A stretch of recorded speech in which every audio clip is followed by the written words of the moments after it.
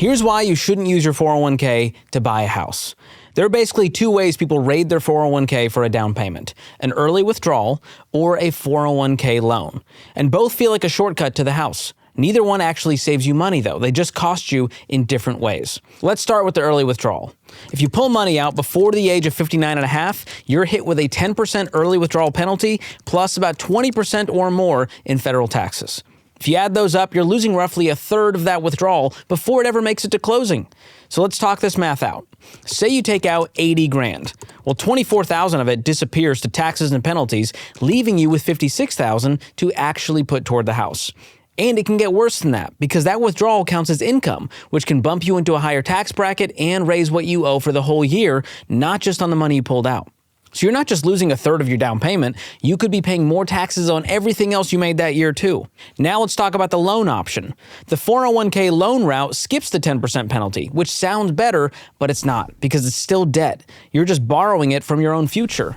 Most plans cap it at $50,000 or 50% of your 401k balance, whichever is less.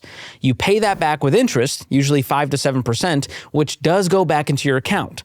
Standard repayment is 5 years, and some plans stretch that out a little longer, specifically for a home purchase. But here's the catch. That money is unplugged from the stock market while you're paying it back. So you're trading away that average long-term return of 10 to 12% in the stock market for a 5 to 7% return on the loan. That is a bad trade. And if you leave your job for any reason, you quit, you get laid off, whatever it is, before that loan is paid off, you don't get years to sort it out. You've got until the next tax deadline to pay back the full balance, or it gets treated as an early withdrawal, which means the taxes plus that 10% penalty you thought you dodged come right back for you. So let's zoom out for a second. If you have to raid your retirement to cover a down payment, that's not a financing problem. It's simply a sign you're not ready to buy a home yet. A house costs more than just the down payment. There's the monthly mortgage payment plus utility bills that are usually higher than what you were paying to rent, and maintenance costs whenever something breaks. And all of that starts the day you close. So here's the right move instead. If you're still paying off debt, that stays your focus. The down payment savings can wait. Once you're debt-free with a fully funded emergency fund, pause your retirement investing for 1 to 2 years max and put that money toward your down payment instead. You'll actually hit your goal faster this way because you're not trying to fund two long-term goals with the same paycheck at the same time. So here's what we recommend for your down payment. Leave your retirement alone and save it up in cash. Your 401k has one job: getting you to a great retirement.